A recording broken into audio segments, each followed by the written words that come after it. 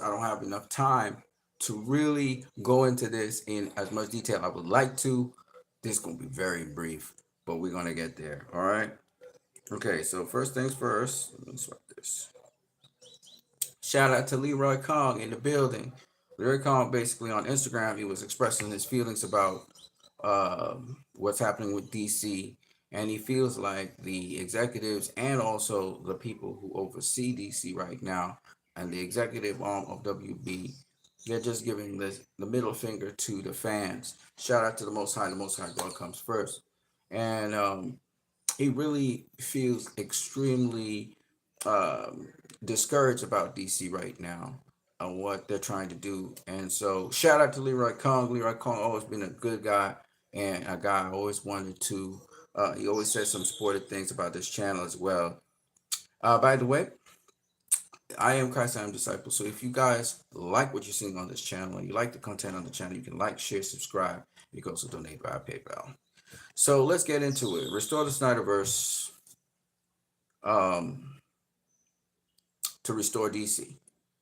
It's clear that Zack Snyder brings excitement to whatever he does. Okay, there's a lot of hype behind it. Excitement. Twilight of the Gods is showing you that. There's some hype right now. Actually, was trending on Twitter.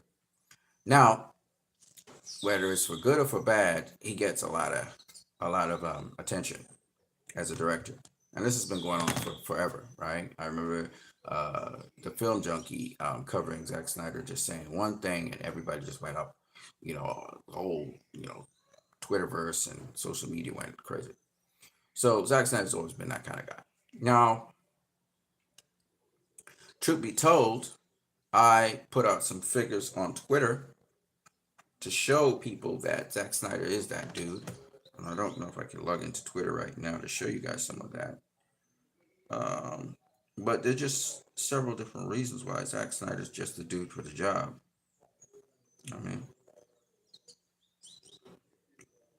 but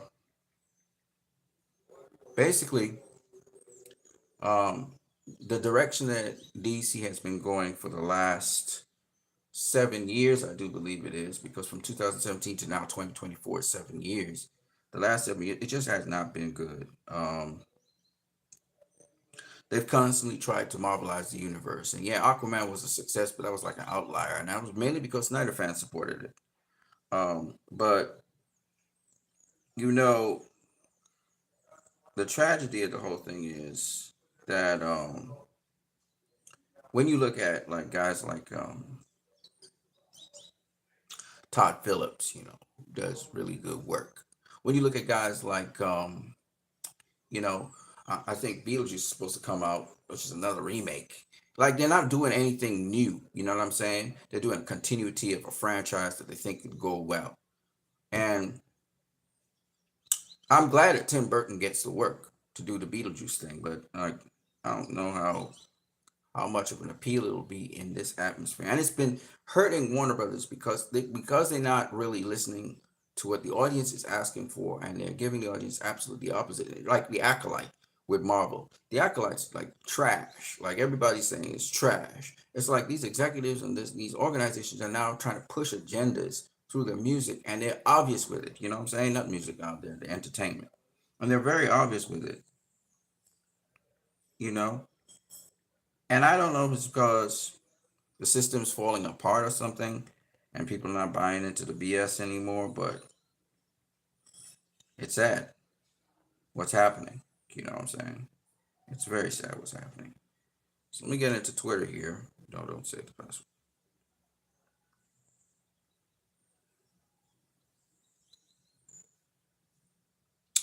And I'm just gonna read off a couple of things.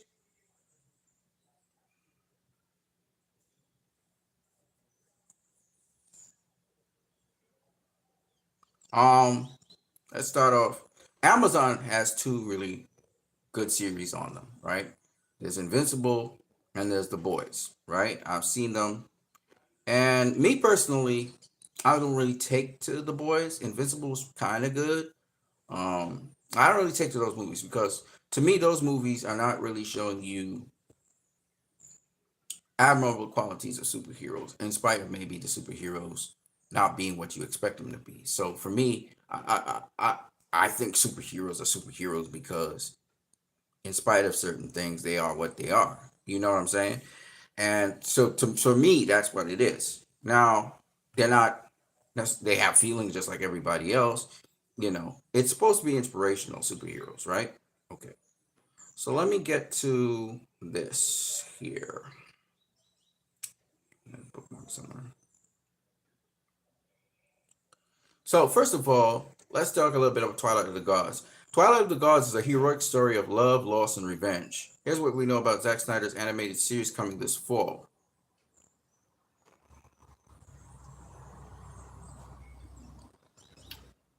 So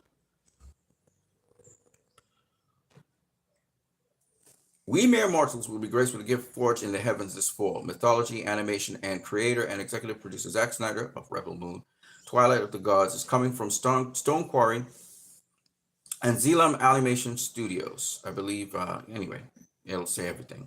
It brings Zack Snyder's daring and spectacular vision of ancient Norse mythology to life. In a mythological world of great battles, great deeds, great despair, Leaf, a mortal king, is saved on the battlefield by Sigrid, an iron-willed warrior of whom he falls in love. On their wedding night, Sigrid and Leif survive a wrath of terror from Thor, the god of thunder, of course, which sets them and a crew of crusaders on a merciless mission for vengeance against all odds.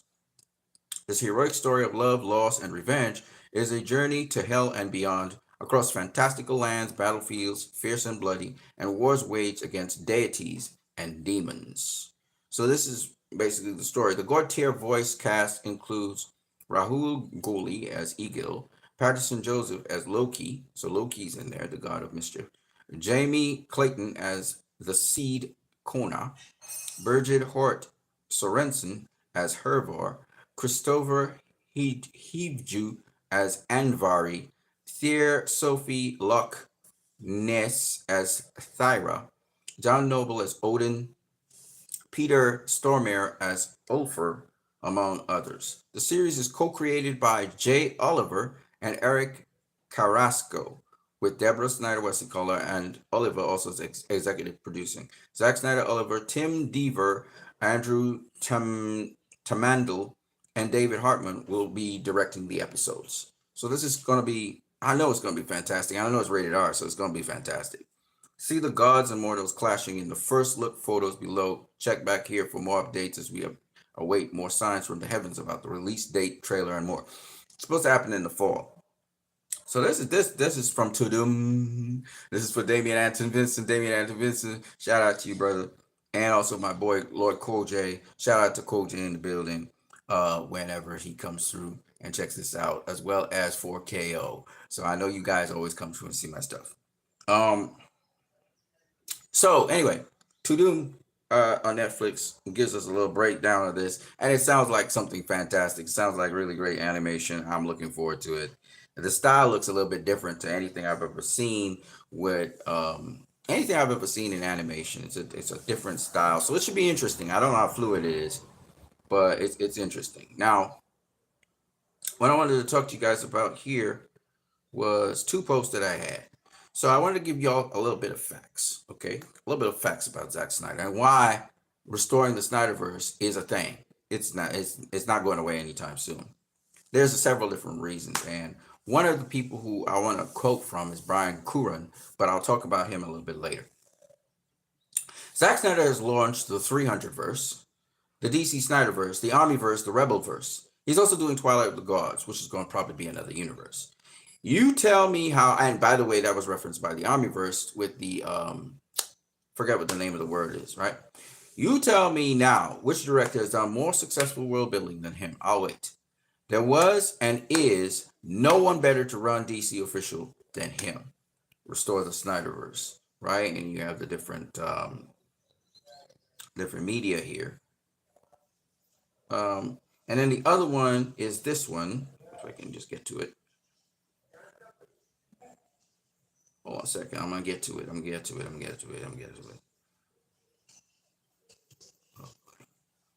Okay, I accidentally clicked on something.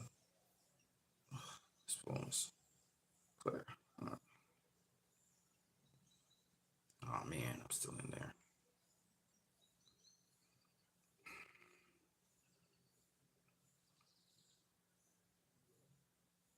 Twilight of the God looks really great.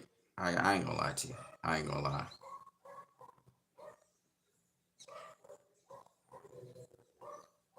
So here's the other fact check for you guys. If I could find it, to find it. Yeah, listen to this.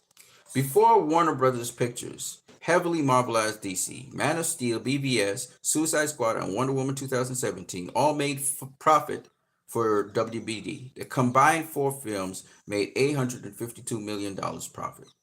How much did everything after that make? The following 11 films made a whooping $985 million loss for Warner Brothers. Almost $1 billion lost in money.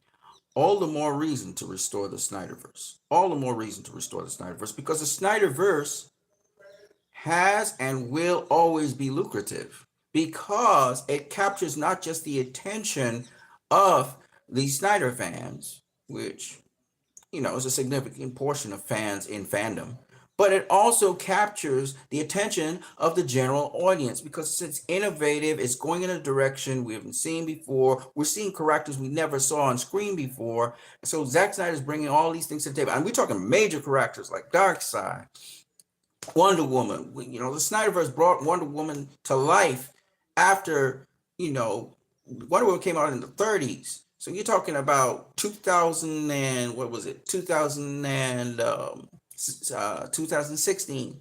So we're talking about 1930s. That's 70 plus 16. That's 90, 86 years Wonder Woman hadn't been seeing the major screen, the silver screen. Never, not silver screen, the theatrical screen, right? The cinematic screen. Never happened. Darkseid never had been seen on the cinematic, in live action on the big screen. We had Deathstroke, never been seen on the big screen.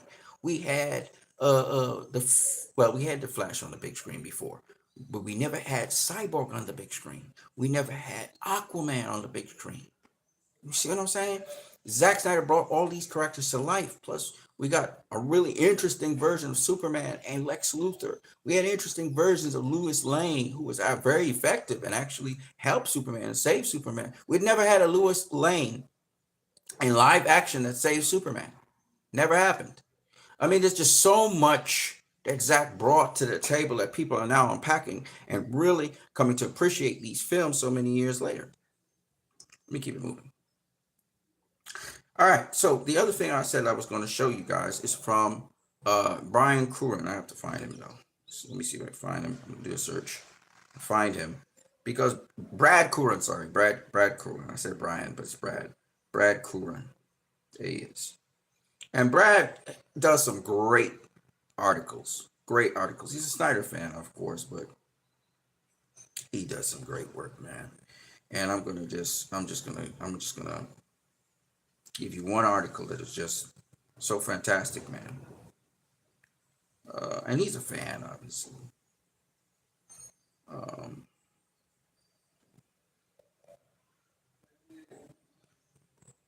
here's Gal saying, popped on my phone 8 years ago. This picture came up of Gal 8 years ago with Wonder Woman. So awesome. It doesn't look like Gal will be Wonder Woman anymore, but it is what it is. It is what it is. Let me show you another one, man.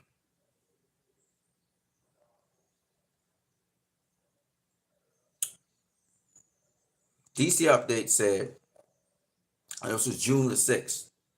Would you go see Zack Snyder's Justice League if it was released in theaters? And Brad Curran said, you just tell me where to sign. you know, it's a work of art. Zack Snyder's Justice League, to me, is the greatest of Zack Snyder's work. You have Watchmen, that's cool. You had BVS. Some people are real BVS fans. They think it's better than Zack Snyder's. I don't think so. I think Zack Snyder's Justice League to date is the best DC film that Zack Snyder has done, and I think that it's his best work as well. all around, because it's just a balance of hope, inspiration built off of BVS, of course, and Man of Steel. But and I'm glad I'm seeing this because I didn't see this before. I'm gonna just like it and also hit them with the Restore the Snyderverse slogan because I do that all the time. You know what I mean?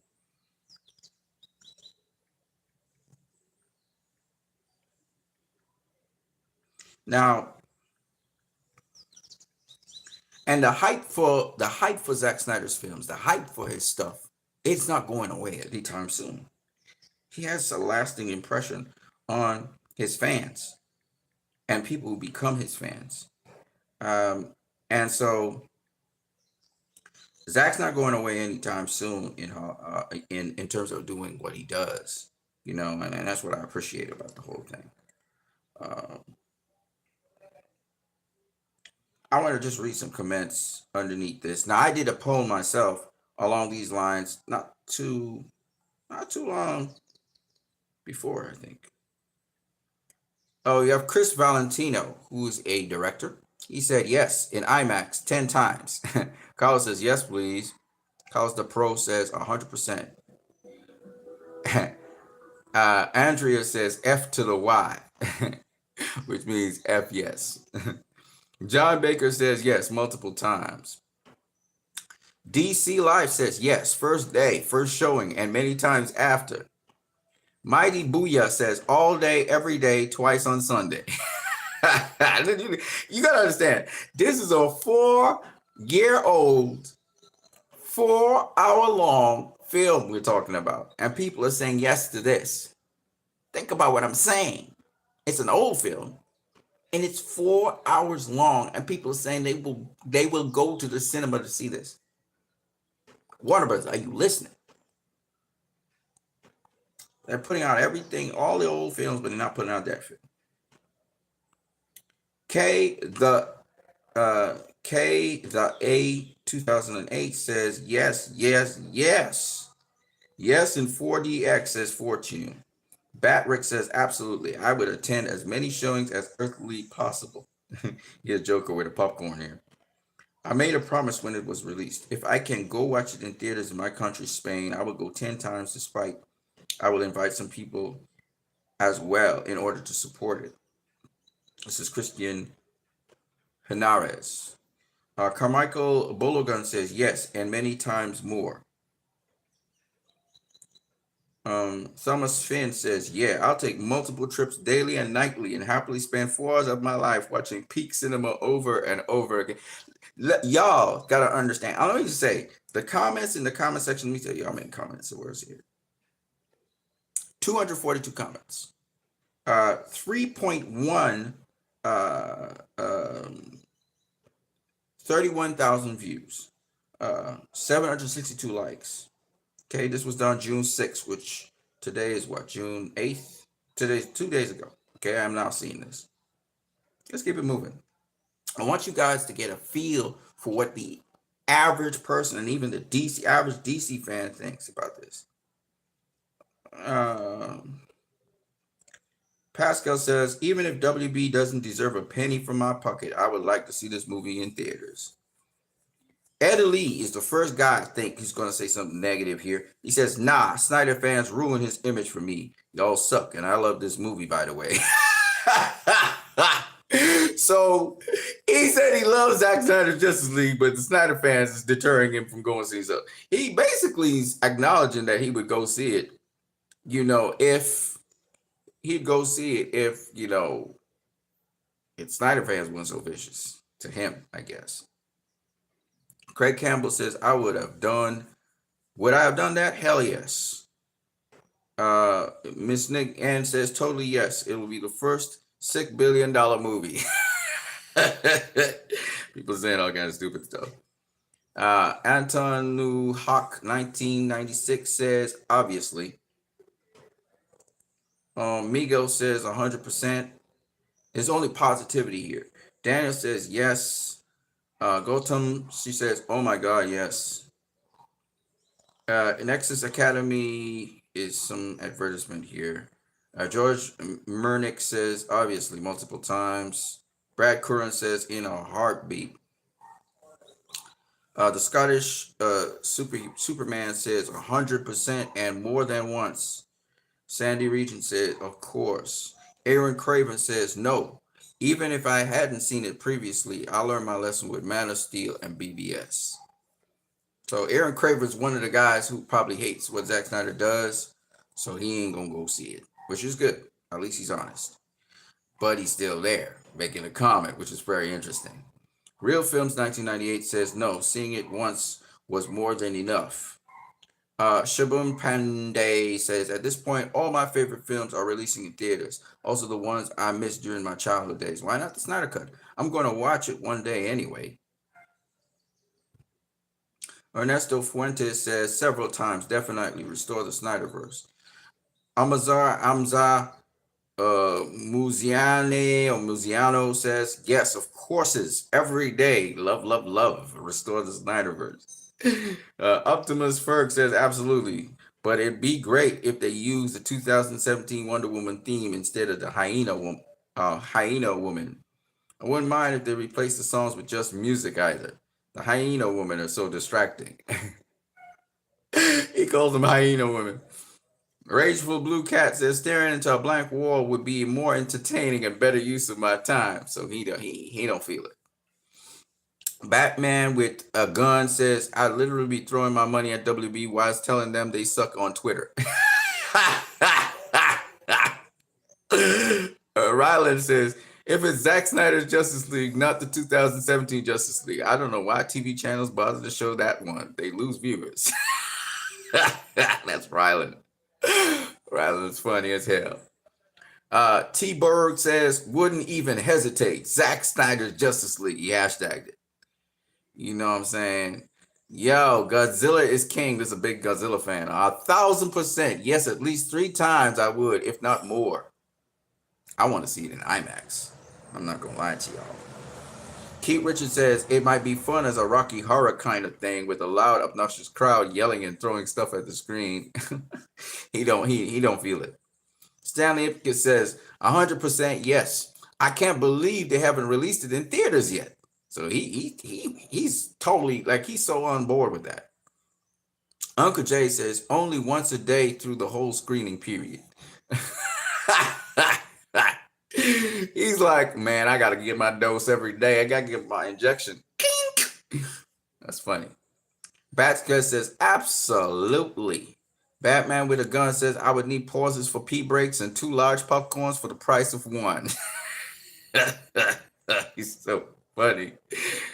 He talked about, we heard about him before, though. Baramo says, yep, I would see it as many times as possible, actually. Mantalk, the Mind Taker says, nah, it's too long of a movie for me to see in the theater. I've got a 75-inch TV and a home theater sound system and a pause button. He's saying, I want to see it home. Nah, bro, I want to see it on the big screen. You can watch it home, though. I ain't got no problem with that. But he's saying he have a big screen home. That's what he's saying. Ellis Daniel says, yes, but definitely needs a 15-minute pause in the middle. 4 hours is too long not to pee. Born Magnetic Allah says, hell yeah. Shut up and take my money.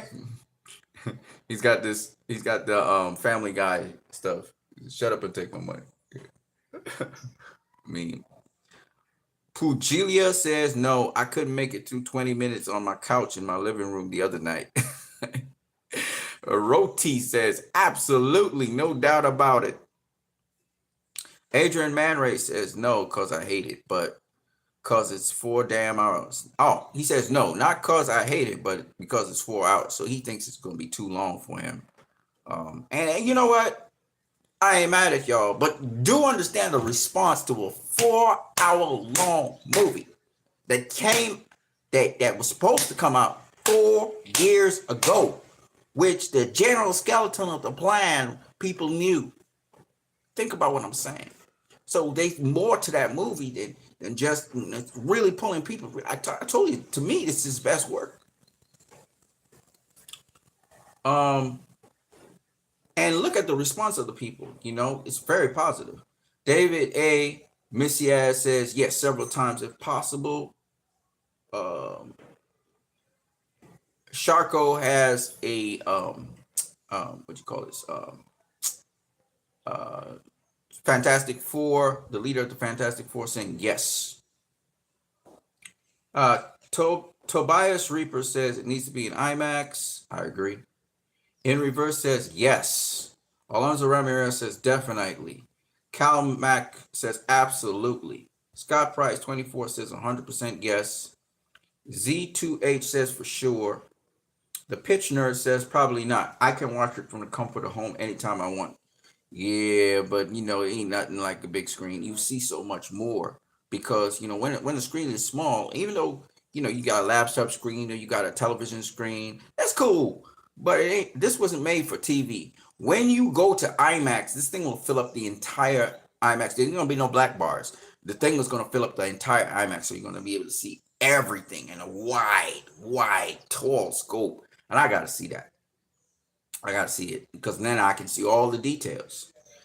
But it's cool. Hell to the yeah, says Joshua Feliciano. Hell yeah, every week if possible. Anthony Simmons says yeah, in 7mm IMAX too, more than once. Yeah, it's definitely for me. It's gonna be a trip. Definitely gonna be a trip. Um, and I could just go on and on and on. The demand for this film, that's how much people really feel in this film. And the fact that this film already has been played before our film was played in full circle back in 2022, I believe it was, or I think it was 2022, or 2023. I can't remember which year. I think it was 2022. Shows it can play in cinemas, and it can play in IMAX. So I would love to see that in my country, this digital IMAX. You don't have to put it.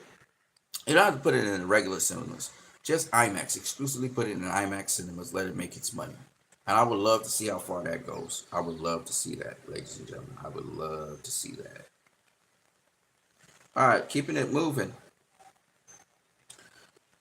Brad Curran, man. Brad Curran. Let's see here. Oh, I just kidding. Oh, by the way, what's trending right now? Deadpool and Wolverine. Let's see what else is trending. Deadpool and Wolverine. James Gunn's actually trending right now. Prophet Muhammad. R.I.P. Doctor Who. And Amber.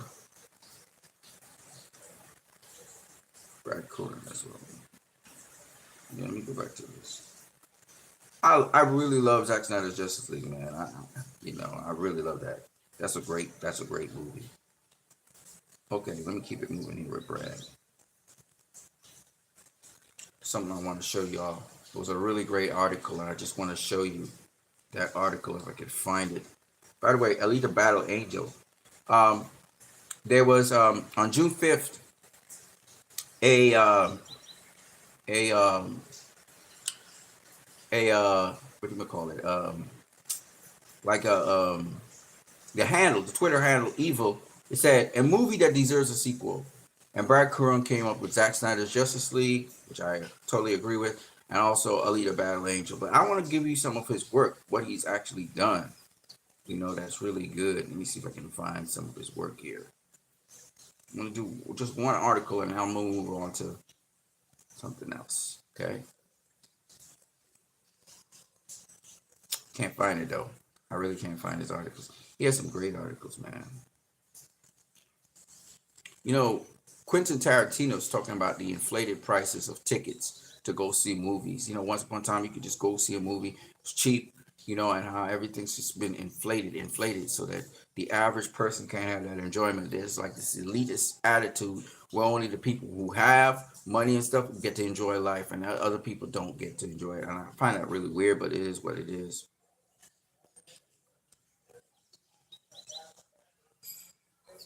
I can't find what I'm looking for, which is kind of sad. But it's all good. He had a really tremendous article. I'll find it some other time. Right now we're 29, almost 30 minutes in. I don't want to waste anybody's time any further. My stuff has been pretty long anyway. So what I'm gonna do is I'm gonna come out of that. But check out Brad Cooler, and when his articles come out, Pay attention to it. Okay, I'm gonna get to what I gotta get to. All right, so Free Palestine is everything's busted open now, right? We know APAC and the Israeli Nabi is what's holding the politicians in their hands, and this is why they're speaking this narrative, and it's happening over other European countries, not to mention those European countries are actually actively involved in the war against the Palestinians. So we got these poor Palestinians there. You got American forces in there, special forces. You got UK special forces operating in there, and you got Germans supplying weapons and stuff. Germany's talking about not supplying them. We have other European nations that are just staunchly against what is happening because they realize it is genocide that's happening. We have, Spain joining now South Africa with a case against Israel. We're seeing not just campuses, not just the streets now, but the average person now is beginning to realize what is happening and they're able to articulate it quite well. It's about a very brutal occupation of Palestine. All the territories have been occupied where the Palestinians are, so they don't have a sovereignty, they don't have a state, they don't have rights, you know, and these things lead to what we calling apartheid, and it's a brutal apartheid. It's even worse than what happened in South Africa, and this is because it's backed by the Western European Empire. It's the Western European Empire that is backing this, as we all know. And so it's interesting to see some of the Western European nations say, I ain't got no part in this. I'm backing out of that. That's some shit that ain't gonna work. And then you got the others that are still persisting with it. Of course, America is one of the nations that's persisting with this because America carried out many um, horrendous crimes, war crimes. You had war crimes in Iraq, you have war crimes in Afghanistan, and they always left the countries worse off than they were before. And their thing is to try and disarm a nation, make it as weak as possible, and then they just go in and kill people and assassinate people and stuff. And we saw the head of Iran being assassinated, and for what? For what? You know, I was talking to some brother recently. I think it was Mr. Duncan, and I was telling him that Iran in the Middle East is the second highest Jewish population is in Iran. So you have Jews in Iran, and then you have Jews in Israel proper. And the other thing about Iran that a lot of people don't realize is it's more democratic than you think. It used to be authoritarian, but it's not that way. And the way that America and Israel and all these other allies of America are pitching Iran, making it sound like it's this terrible autocratic nation, just like how they try to paint Russia in a very negative light, as well as they try to paint China in a very negative light because they are part of the East. And so what's happening with BRICS right now is really threatening them because now they can't pull that lie over their populations and tell them those lies anymore. They're realizing China's been doing some good stuff, and so has Russia, and they don't necessarily have to be democracies, as certain countries in the Middle East are not democracies. That doesn't mean that because they're not a democracy, people don't have freedoms and rights and so on. So it's interesting how capitalism, which is what really rules the West, how it can't get its vice grip on everything. Right now, people are talking about Donald Trump winning elections and stuff like that. But I would say this: it's very important for you, the people, again, because Israel as a state is not going to exist. It's not going to exist if you guys keep at it and you continue to resist, no matter what. Because no matter what laws they pass, anti-Semitism, you can't criticize Israel, whatever. It doesn't matter what. If the laws are not good laws, you have to, as people, conduct your civic duty and protest. And there were laws that were just not humane against colored people, people of color, and the people protested it, and that's how those laws were changed. And we're seeing the same sort of lynching kind of system with where the police are just standing by and letting supposedly oppressed people, the supposedly afraid people, commit atrocities and crimes against humanity, against other people, whether it's on the campuses, whether it's in protest in the public cities, whether it's in Palestine, where journalists are covering things or whatever. They are allowing violence. They're allowing settler violence. You saw the settler violence against one of the press members in Jerusalem. they attacked him. And it's interesting to see this happen because this reminds us of the ugly side, the racist side of humanity. And even though I have some Jewish links to family that's in Portugal, I can tell you for a fact, not all Jews are like that. There are different kinds of Jews. There are racist Jews. All right. Now, the Jews that mostly occupy Israel, a lot of them came from Europe. They're known as Ashkenazi Jews. Me, I was a Sephardic Jew. You have also Ethiopic Jews that come to there, but they're not still seen as pure Jews. It's just really weird seeing that they more have the Semitic blood in them than do the Ashkenazi Jews. It's a whole other story for another day. But my point being that not all Jews are, and that's why you have, if not Jews for Peace, you have if not now, and you have several others, and they are fundraising huge amounts of money to support candidates who are not who are rejecting APAC, and they're waging war against APAC right now. And you and everybody else in the international community can donate to that, because if Israel is already interfering with America's elections by buying out their uh, their political candidates and senators and congresspeople, then quite frankly, it is so hypocritical to accuse Russia of interfering in America's politics when you have Israel that's been interfering with America's politics since the 80s. Also, I want to just add that as a lobbyist group, and you say, well, it's legal. Well, okay, if it's legal, then we're going to counter that. Okay, we're going to do legal means to counter it, which is you guys need to fundraise for candidates to make sure they can stand up against the very nasty and dirty political attacks by people who are fundraising a lot of money to try and get their way, because they really want to kill out all the Palestinians. They want to remove them and just have Israel. And then they want to go at the Egyptians. Then they're going to go at the Lebanese. Then they're going to go at the Syrians. They're just all about war, war, war. And the military industrial complex loves that because it's like more arms, more arms. I'm selling, I'm cooking, right? So they love that. And the military industrial complex is not limited to any particular country.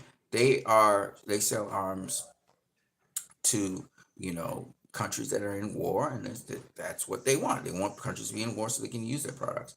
So therefore, you have Germans who are selling weapons. You have UK that's selling weapons. You have Americans who are selling weapons. A lot of Europe is supplying these weapons to Israel. Meanwhile, the Palestinians are not being supplied weapons from anybody. They talk about Iraq and all of this. They just have to make do with what they have. So, it would be assumed that Israel has the superior weaponry and all of this stuff and all these bombs and everything that they just blow out really quickly. They lose all their load and need more. And it's very interesting how the Houthis, the Hezbollah, and Hamas, they're working in tandem with each other. Now, why I don't condemn Hamas like other people condemn Hamas anymore, I used to say fuck Hamas. And don't get me wrong, Hamas, has done good for the Palestinian people, no doubt about that. They have done some good. But they're not necessarily the people that, how do I put this? That would run Palestine.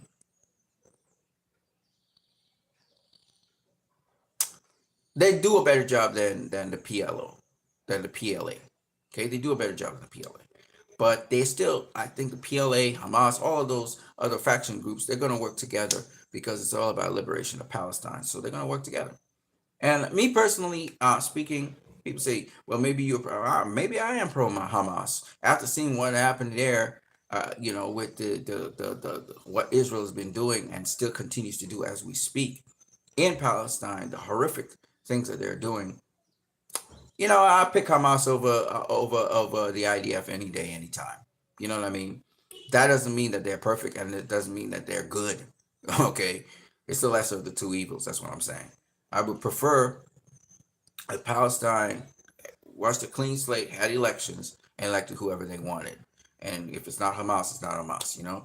So my point is that because Hamas, is still not protecting the civilians. They're trying to, but they're not protecting the civilians. A lot of civilians are dying. A lot of civilians are maimed, damaged, and injured. So they're not protecting the civilians, which is sad. Your military is supposed to protect your civilians, but they're working with guerrilla warfare. It's kind of like the same thing that happened to the Viet Cong in America, barging into these people's business, Vietnam business. Anyway, that's what I got for you guys. It's now almost 40 minutes in. I gotta go.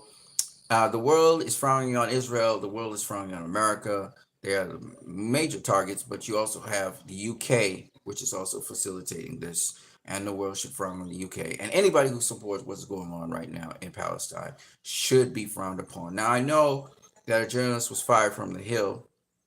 I also watch her individual channel, and that's a sad shame because trying to censor people is only going to open the doors. People are going to realize even more and more. Oh, okay. So this is what's up. You can't defend what she's saying. You can't come back with something. So you're going to fire her. Okay. You're going to try and censor her. You're going to try and kill her. Okay, fine, fine, fine. You're going to try to destroy her career. Okay, fine, fine. We know what it is now. So that's what I'm saying. I'm gonna catch you guys later, though. I am Christ, I am disciple. You guys can donate via PayPal. The link is in the description. You can like, share, you can subscribe, and I'm gonna see you on the next video. Peace to you, everybody. I'm out.